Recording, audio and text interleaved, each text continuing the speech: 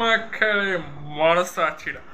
லால் சலாம் வந்து தலைவர் ஸ்பெஷல் அப்பியரன்ஸே கிடையாது. இது ஃபுல்லா ஒரு சீன்லயே ரஜினி சார் இருக்கிறாரு. இது ரஜினி சார் படம் தான், அது உறுதி ஆயிடுச்சு. ஜலாலி ஜலாலி ஜலாலி ஜலாலி. லால் சலாம் படம் இப்போதான் பார்த்துட்டு வந்தேன். படம் ரொம்பவே நல்லா இருக்கு. மத நல்லிணக்கத்தை அவ்வளோ அருமையாக நம்ம ஐஸ்வர்யா ரஜினிகாந்த் மேடம் அழகாக சொல்லியிருக்கிறாங்க. படம் மிகவும் நல்லா இருக்கு. ரொம்பவே எல்லா scenes, screen play, frame work, பேக்ரவுண்டில் நம்ம ரஹ்மான் சார் மியூசிக் எல்லாமே நல்லா இருந்திருக்கு. தலைவர் ரஜினிகாந்த் சார் வந்து அவரோட டாக்டர் படத்தில் வேற லெவல் ஆக்டிங்கை பண்ணியிருக்கிறாரு. அந்த மொய்தீன் பாய் கேரக்டர்னா மொய்தீன் பாய் கேரக்டர் தான். ஆனால் இதில் நான் ஒரு உண்மையை மட்டும் ஒத்துக்கவே மாட்டேன். ரஜினி சார் வந்து ஸ்பெஷல் அப்பியரன்ஸுன்றாங்க. அது சத்தியமாக கிடையாது. அவர் படம் ஃபுல்லாக ஒரு ஃப்ரேமில் ஒரு சீன்லேயும் வந்துட்டு தான் இருக்கிறாரு. ஸோ இது வந்து ஸ்பெஷல் அப்பியரன்ஸ் கிடையாது. ஸோ ரஜினிகாந்த் சார் தான் தலைவர் 170. இதுதான்டா தலைவர் 170. இதுதான் தலைவர் 170. வேட்டையும் கிடையாது. தலைவர் 170 லால் சலாம் தான். ஸோ அது மட்டும் அக்செப்ட் பண்ணிக்க முடியல. ஸோ தலைவர் 170 வந்து தலைவர் ஃபுல்லாகவே இந்த படத்தில் நடிக்கிறாரு. இதில் ஃபுல்லாகவே இருக்கிறாரு. ஸோ படத்தோட ஸ்டார்டிங் என்னன்னா, ஒரு ஊர் சைடில் வந்து நம்ம விஷ்ணு விஷால் அண்ணன் விக்ராந்த் அண்ணன் 2 பேர் தான் ஹீரோ. நல்ல பிரில்லியன்ட் ஆக்ட் பண்ணியிருக்காங்க. விஷ்ணு விஷால் அண்ணன் வந்து ஹிந்து, விக்ராந்த் வந்து கிறிஸ்டினு. அவர் பேர் வந்து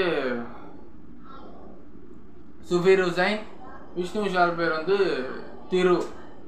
ஸோ இவங்க 2 பேர், அவங்க அப்பா லிவிங்ஸ்டன் தான் நம்ம விஷ்ணு விஷாலோட அப்பா. அப்புறம் சம்சுதீன் வந்து தான் நம்ம மொய்தீன் பாய் ரஜினி சாரோட பையன் தான் நம்ம விக்ராந்த் அண்ணன். ஸோ விஷ்ணு விஷால் அண்ணனும் விக்ராந்த் அண்ணனும் சின்ன வயசுலேருந்தே க்ளோஸ் ஃப்ரெண்ட், திக் ஃப்ரெண்ட்ஸு. அதுக்கப்புறம் அவங்க நல்லா அமகலம் பண்ணுறாங்கன்னு சொல்லிட்டு விஷ்ணு விஷால் அண்ணனை ஹாஸ்டலில் சேர்க்குறாங்க.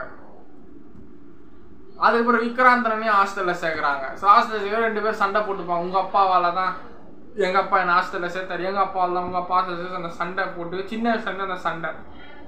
ஸோ இவங்க 2 பேருக்குமே ஒரு திறமை இருக்குது, அதுதான் கிரிக்கெட். ஸோ 2 பேருமே ஆல்ரவுண்டர். பேட்டிங்கும் நல்லா ஆடுறாங்க, பவுலிங்கும் நல்லா போடுவாங்க, பேட்டிங்கும் நல்லா ஆடுவாங்க 2 பேருமே. விக்ராந்த் அண்ணனும் சரி, விஷ்ணு விஷால் அண்ணனும் சரி.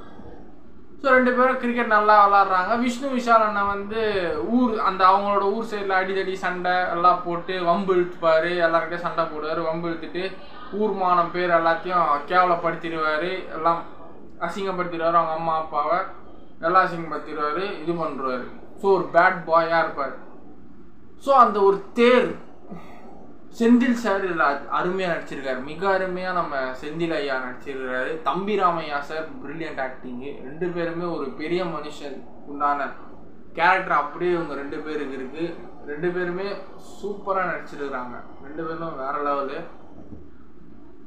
அதுக்கப்புறம் வந்து வில்லன் பார்த்தா ஒரு அரசியல்வாதி. அவன் வந்து நிறைய படத்தில் நடிச்சிருப்பான். யாருன்னா நம்ம இந்த படத்துல ஆப்வியஸ்லி நிறைய காமெடி ரோலில் பண்ணியிருப்பார். அவர் தான் வில்லனு. அவர் பேர் சரியா தெரியல, வெள்ளையா இருப்பார். கடைசி ஒரு 10 நிமிஷம் சீனில் தான் நம்ம தானியா பாலகிருஷ்ணன் அவங்க வராங்க, அந்த வில்லனுக்கு ஒய்ஃபா. ஸோ மத கலவரம் நடக்குது. ஸோ எல்லாம் பாம் பிளாஸ்ட்லாம் வருது. ரஜினி சார் வந்து எல்லா மதமும் ஒன்று தான், முஸ்லீமாக பிறந்தாலும் ஹிந்துவுக்கு நாங்கள் வணங்குவோம், ஹிந்துவாக பிறந்தவங்க முஸ்லீமுக்கு நாங்கள் வணங்குவோம், ஹெல்ப் பண்ணுவோம். ஸோ அப்படின்னு சொல்லி மத நல்லிணக்கம், எல்லா மதமும் ஒன்றா இருக்கணும். ஆஸ் யூஷுவல் நம்ம ஐஸ்வர்யா மேடம் வந்து ஆடியோ லான்ச்சில் சொல்லியிருக்கிறாங்க, எங்கள் அப்பா சங்கி கிடையாது. கரெக்டு தான். தலைவர் வந்து என்றைக்குமே சங்கி இல்லை. He is an actor, is a brilliant super star. So